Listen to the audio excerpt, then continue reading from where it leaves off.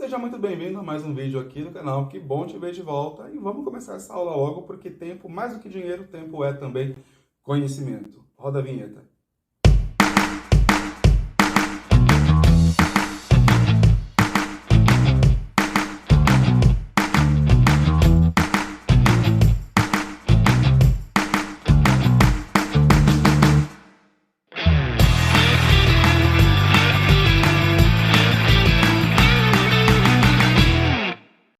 E chegou uma das aulas mais esperadas do sistema digestório, então vem comigo nessa viagem. Aperta o cinto que está na hora da gente viajar pelo tronco celíaco.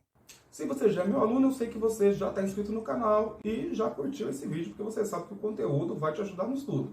Se é a sua primeira vez aqui, considere deixar o seu like se esse vídeo agregar de alguma maneira nos seus estudos e acrescentar algum conhecimento novo para você.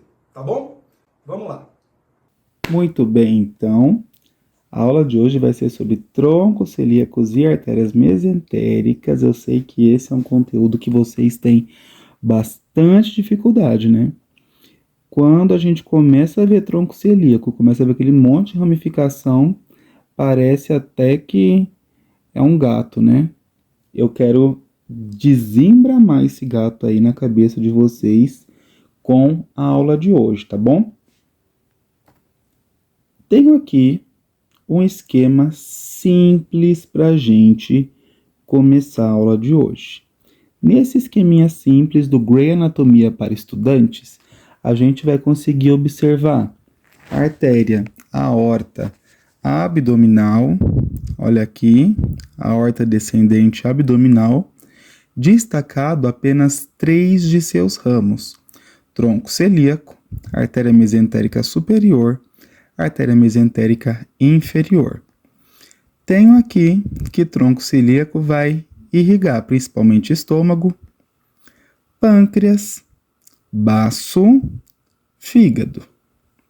Artéria mesentérica superior, duodeno, perceba um pouquinho de duodeno aqui como território de irrigação de tronco celíaco, mais resto de duodeno, jejuno, íleo, sécon, cólon ascendente, flexura cólica direita e os 2/3 proximais do cólon transverso, enquanto que artéria mesentérica inferior, terço distal de cólon transverso, flexura cólica esquerda, cólon descendente, cólon sigmoide e apenas a parte superior do reto. Muito bem. Esse é o nosso esquemão. Agora a gente vai pegar cada um desses 3 ramos da aorta e vamos ver a anatomia com um pouco mais de detalhes, começando com essa imagem aqui do néter. Não se apavore, mantenha calma, cabeça no lugar e vem comigo. Ih, rapaz. Vista anterior. Observo aqui a aorta abdominal, seu primeiro ramo, as artérias frênicas inferiores. Por que inferiores? Porque as superiores estão no tórax, irrigando o músculo diafragma. E tronco celíaco, dando origem aqui a artéria gástrica esquerda, artéria esplênica, artéria hepática comum.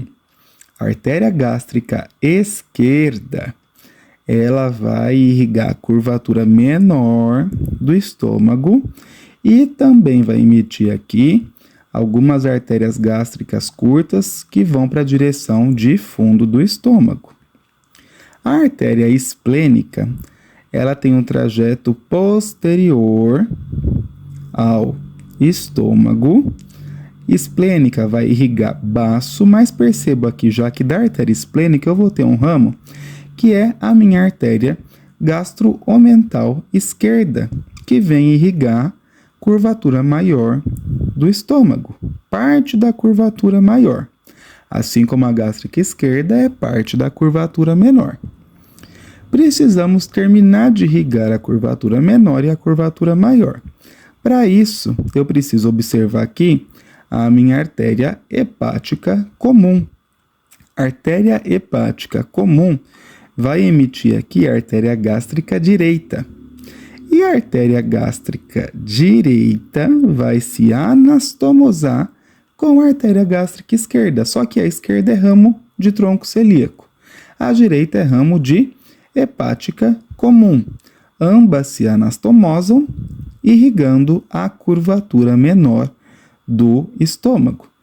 A gastromental esquerda está irrigando a curvatura maior e ela vai se anastomosar com a gastromental direita, que é um ramo da artéria gastroduodenal, sendo que a gastroduodenal, por sua vez, é um ramo da artéria hepática comum. A artéria hepática comum vai emitir aqui a artéria gastroduodenal. Gastroduodenal emite a gastroomental direita, que se anastomosa com a gastromental esquerda, que é ramo da artéria esplênica. Ok? Não vai ser da primeira vez que você vai conseguir entender e gravar todos esses nomes. Então você volta o vídeo, vê de novo e faz um esqueminha de seta, faz um mapa mental para você entender isso. O mapa mental da tua mente, não pega mapa mental pronto da internet que é o mapa da mente de outra pessoa. Você tem que fazer esse esqueminha aqui na sua cabeça, tá bom? Tá bom. Depois que emitiu gastroduodenal e gástrica direita, a artéria hepática comum se continua com outro nome, que é a artéria hepática própria. A artéria hepática própria vai se dividir em artéria hepática direita e esquerda, adentrando aqui no hilo hepático. Quem quiser entender melhor sobre a anatomia do fígado, clica no card aqui em cima para vocês estudarem a anatomia do fígado. A artéria cística pode sair ou da hepática própria ou da gástrica direita, que está mais próximo aqui do lobo quadrado, onde repousa a vesícula biliar. A artéria cística é a artéria que vai irrigar a vesícula biliar e é a artéria que, junto com o ducto cístico, precisarão ser ligados durante uma cirurgia de colecistectomia, retirada da vesícula biliar.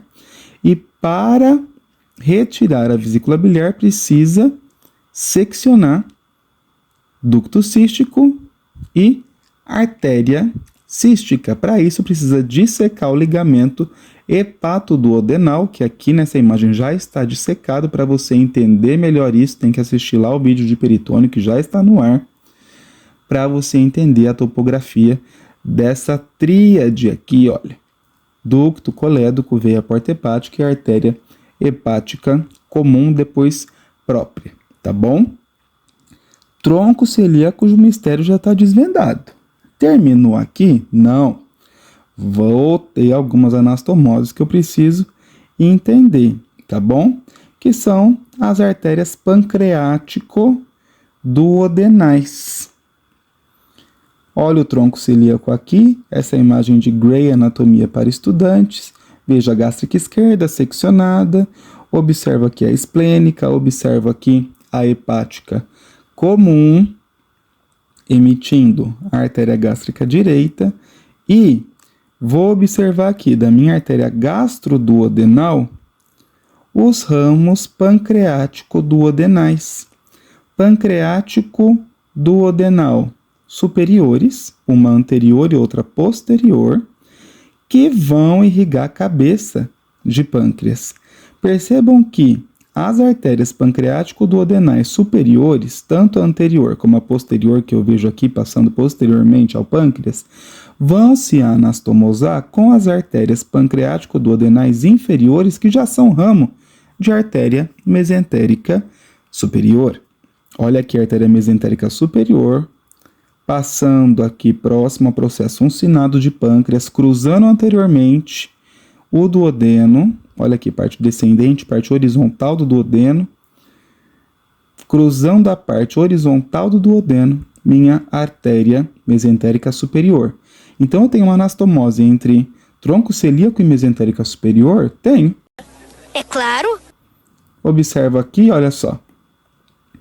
Minha artéria hepática comum, emitindo gastroduodenal, da gastroduodenal as pancreático-duodenais superiores, que vão se anastomosar com as pancreático-duodenais inferiores, sendo que estas já são ramos de artéria mesentérica superior. Se anastomosaram, irrigaram cabeça de pâncreas, ok? Corpo e cauda de pâncreas vão ser irrigados por ramos de artéria esplênica. Muito bem. Nesse esquemão aqui gigantesco, não se assustem, consigo observar deste lado a artéria mesentérica superior e deste a artéria mesentérica inferior. Por que eu coloquei as duas imagens aqui? As duas são do Gray, tá? Porque uma vai complementar com a outra. Se eu tivesse colocado de uma maneira que eu conseguisse observar in situ, eu ia acabar tendo jejum no ilho com a sua irrigação de mesentérica superior se sobrepondo à artéria mesentérica inferior. E eu quero que vocês tenham uma noção aqui de continuidade de ramos da artéria mesentérica superior, que vem até 2/3 proximais de cólon transverso, que se continuam com ramos da mesentérica inferior a partir do terço distal ainda de cólon transverso. Tá bom? Olha só, também tem uma anastomose entre mesentérica superior e mesentérica inferior. Observando aqui isoladamente só a mesentérica superior. Vem comigo. Observem aqui. A artéria mesentérica superior vai emitir aqui ramos jejunais e ramos ileais, sendo que nos ramos jejunais eu vou ter aqui a formação de artérias arqueadas, que são longas e formam apenas um arco, e depois vasas retas, que são longas. Enquanto que na região de ilho eu vou ter vários arcos formando arcos menores e múltiplos e vasas retas mais curtas. Não tem exatamente um ponto de transição entre jejuno e ilho. Então, essa transição vai ser gradativa, ok? Observo, depois que irriguei jejuno, irriguei ilho, a emissão aqui das artérias secais, observa uma artéria secal anterior e uma artéria secal posterior, artéria apendicular e artéria iliocólica. Iliocólica, ela vai acabar irrigando final de ilho e início de cólon, formando um outro arco aqui que vai acabar se anastomosando com a artéria cólica direita, que também vai se anastomosar com a artéria cólica média. Olha o meu padrão de artéria arqueada e de vasa reta também no intestino grosso. Olha que coisa mais bonita que eu vejo aqui. Artéria iliocólica, pegando o início de cólon ascendente, artéria cólica direita, cólon ascendente, flexura cólica direita, e artéria cólica média, cólon transverso, os 2/3 proximais. Daqui a gente já vai acabar pulando para território de irrigação de artéria mesentérica inferior. Seguindo aqui, terço distal de cólon transverso, flexura cólica esquerda, cólon descendente. Saindo de artéria mesentérica inferior, eu vou ter aqui minha artéria cólica esquerda, emitindo um ramo ascendente e um ramo descendente. Ramo ascendente vindo para a região de flexura cólica esquerda, descendente para a região de cólon descendente. Várias artérias sigmoideas, também fazendo aquele padrão de arcos e vasas retas mais curtas, próximas ao intestino grosso. E, finalmente, minha artéria retal superior, irrigando parte superior e porção média de reto. Apenas até a porção média a gente já vai entender o porquê. Antes, eu quero que vocês observem aqui, em A, jejuno, em B, ilho, aquele padrão de irrigação de jejuno com artérias arqueadas pequenas, fazendo apenas uma camadinha de arco, e vasas retas longas, enquanto que no ilho, vários arcos com vasas retas curtas. E percebo aqui também que elas estão localizadas entre os dois folhetos do peritônio, Numa hora dessa, eu tenho certeza que você já estudou o peritônio. Se você ainda não estudou o peritônio, clica no card aqui em cima e vai assistir a aula do peritônio, que ela é extremamente importante, tá bom? Professor, vai cair na prova? Não, meu anjo, vai despencar, tá bom? Então você vai lá estudar peritônio também. Já irriguei estômago, irriguei duodeno, jejum, ilho, pâncreas, intestino grosso, baço. Agora eu preciso drenar. Então tenho esse esquema muito mais simples aqui de drenagem, mostrando drenagem de estômago. Vejo aqui uma veia gástrica esquerda, veia gastromental, mesmo nome que a gente viu das artérias, tá bom? Veia esplênica, vindo de baço, trazendo aqui sangue hemolizado. Território de drenagem de duodeno, jejuno, ilho, sécum, colo ascendente, flexura cólica direita e os 2/3 proximais de cólon transverso. Tudo isso que eu acabei de mencionar, drenado por veia mesentérica superior. Flexura cólica esquerda, cólon descendente, sigmoide, parte superior do reto, drenado por veia mesentérica inferior. Veia mesentérica inferior vai se unir com veia esplênica, tá? E a veia esplênica, quando se une com a mesentérica superior, forma a veia porta hepática, que vai levar tudo que foi absorvido em estômago, intestino delgado e intestino grosso para metabolização hepática. Quero fazer um destaque aqui para vocês, que é exatamente aqui no reto. Aqui eu vejo a artéria aorta abdominal, a artéria mesentérica inferior. E aqui eu vejo minha veia cava inferior, veias ilíacas comuns, e aqui eu observo minha veia ilíaca interna, aqui a externa. Perceberam que eu falei para vocês lá no território de irrigação da mesentérica inferior e de drenagem da veia mesentérica inferior, que era apenas porção superior e porção média do reto? Por que eu falei isso? Porque parte inferior do reto vai ser irrigada por artéria retal inferior. E a artéria retal inferior é ramo de artéria ilíaca interna, que vem da ilíaca comum, que vem da aorta abdominal. Tem anastomose? Tem, só que a parte inferior vai possuir uma outra irrigação. Quanto à drenagem, parte superior do reto, drenado por veia mesentérica inferior. Até aí tudo bem. Só que olha só quem vai drenar a minha parte inferior do reto. Veia retal inferior. Veia retal inferior é drenado por veia ilíaca interna, que vai drenar para a veia ilíaca comum e veia cava inferior. Mas por que essa informação é importante, principalmente na drenagem? Porque quando eu penso na via retal como uma via importante para a administração de medicamentos, uma vez colocado o supositório, o meu intestino grosso, especificamente aqui a parte final, o meu reto, ele tem uma capacidade de absorção muito grande. Essa absorção vai acabar drenando todas as substâncias absorvidas no reto para a veia retal inferior. Isso faz com que caia na veia ilíaca interna, veia ilíaca comum, veia cava inferior e vai direto para átrio direito. Enquanto que parte superior do reto iria para a veia porta hepática para a metabolização hepática.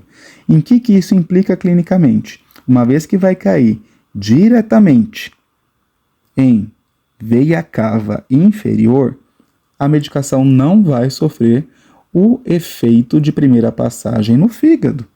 Ou seja, tenho aqui um fármaco biodisponível na minha circulação sistêmica sem ter passado pela metabolização hepática. É lógico que eu estou falando de fármacos que foram desenvolvidos para serem absorvidos no reto, tá? Não vou ter o mesmo efeito e pode ser até tóxico você pegar qualquer medicação que é de via oral e introduzir no reto.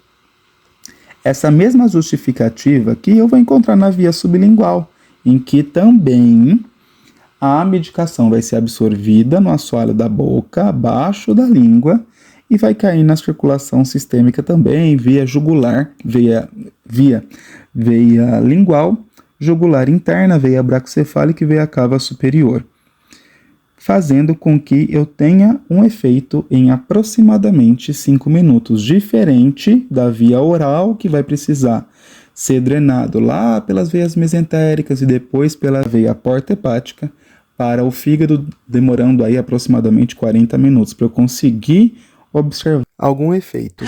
Eu tô passada, chocada. Viu como é mais simples do que a gente pensou? Legal! Bem louco! Estudem, tá bom? Se você está nessa aula aqui, provavelmente você está no ensino superior. E o ensino superior exige que a gente tenha esse conhecimento anatômico, tá bom? Professor, precisa estudar, é óbvio, né, meu anjo? Precisa estudar sim, tá bom? Lembra do que eu falei lá no começo do vídeo. Tempo mais do que dinheiro, tempo é conhecimento. Esse era o recado que eu tinha para dar para você hoje. Bons estudos e até o próximo vídeo. Tchau, tchau.